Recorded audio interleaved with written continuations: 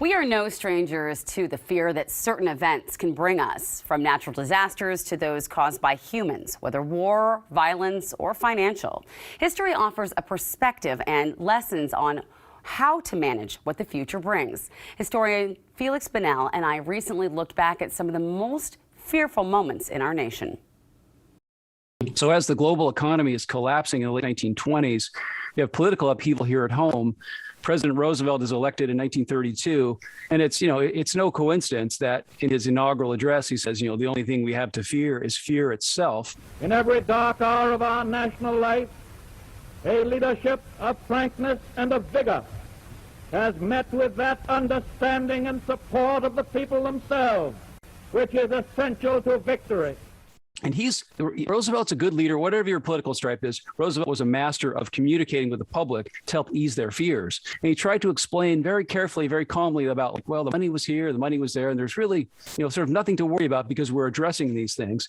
So there's sort of this rise of mass media, and that big economic collapse was sort of a perfect storm for being able to sort of stoke fears if you wanted to, but also to allay fears if you were someone like FDR, or trying to get the economy back on track. Cuban Missile Crisis. I was not around for that, but I have heard reports from my family members about doing drills at school. Yeah, it's, both the main superpowers, the U.S. and the Soviet Union, had nuclear weapons pointed at each other. Cuban Missile Crisis meant that we teetered on the brink of nuclear war, closer than we ever came. Again, mass media played a role in this, with President Kennedy going on television showing the pictures of the Soviet missile bases in Cuba. Now, this hits very close to home for me. I wasn't born yet, but I'm the youngest of a big family of 9 kids. And I think there were 7 of us in 1962, along with my parents. And my dad told me, the late father said, and he'd lived through World War II. He'd lived through all kinds of nasty stuff. But he said in 1962, he sat there in Kirkland in our house watching TV thinking, there's nothing I can do to protect my family. I'm scared for them. So that inspired him to build a fallout shelter. So they added a basement addition to our house, concrete ceiling, concrete walls. And that's that fear, acting on his fear to do something to protect himself or reduce the cause of the fear. Yeah. That's classic human behavior right there. And my father only admitted it many decades later that he'd been fearful that day or that time back in October of 1962. Wow. Let's fast forward to the year 2000. Y2K, there was a lot of fear and advanced preparation around that. A lot of people thinking that they, just like creating a bunker, were going to have to create a place where they had extra supplies. Yeah, the idea was that computers that had been created decades earlier weren't going to recognize what had turned from 1999 to 2000. Those computers would think it was 1900. And, calamity would ensue because all these different systems running things from traffic lights to fire alarms might go haywire and cause all this kind of upset. But the drums were beat for that many years in advance. Businesses and local governments and federal government spent millions, if not billions of dollars to prepare, to make sure their systems were ready when the clock tipped over to midnight on New Year's Eve, 1999.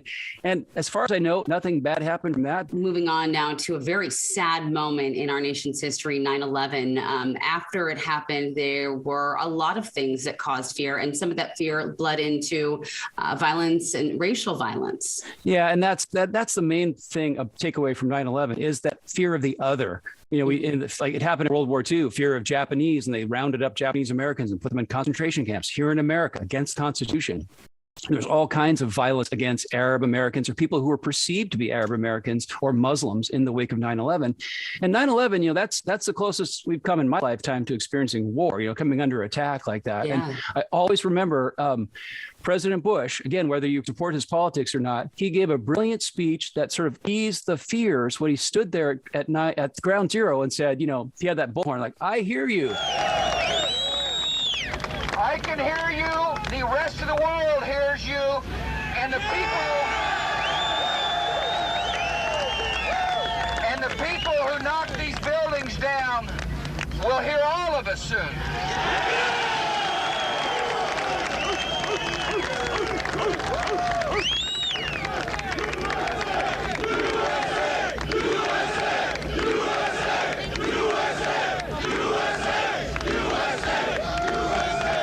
That's the antidote to fear is action, not stupid action like doing something that's totally unrelated to what the source of the fear is.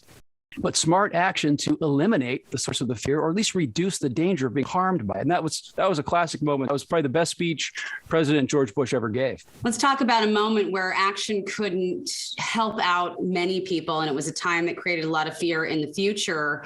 The Great Recession. It was a time when we began to see the divide of the classes, and the middle class starts to disappear, setting us up kind of for where we're at right now. Yeah, and this is only 2008, 2009, when an overextended mortgage industry, including Washington Mutual here in Washington, the biggest bank failure in American history. And a lot of people faced what's a terrible human fear. One of the worst fears to face is like, I'm going to lose my home. Yeah. I'm not going to be able to feed my kids. I'm going to lose the dignity. This is all this idea of fear of losing these things, or being attacked by the other, or somehow having things taken away. It's at the very core of human identity and human dignity. And that Great Recession just struck so many people who had no idea it was even on the horizon. Yeah. And you sort of see the beginnings of the political period that we're in now. I think you could trace back to that, 2008, 2009, the real distinction between classes of mega wealth and middle class people. I love history because you can tell the beginning, middle, and end of the story. Right now, we're in the middle of the story. And I have fears about, climate change, about the political upheaval of the last 5 or 6 years, the social upheaval of the last 2 years. The pandemic of the last almost 2 years. I do have hope and optimism that we will emerge from this, and there will be something that's better. There'll be silver linings to all these bad things. The millions of people around the world who died because of COVID, the political violence we saw in Washington, D.C. on January 6th. The hope is that leadership will emerge, and that's how you make a fearful situation into something that's good, or at least better than it was. Such great words from Feliks. Thanks to him for taking us on that historic journey. We love you, Feliks.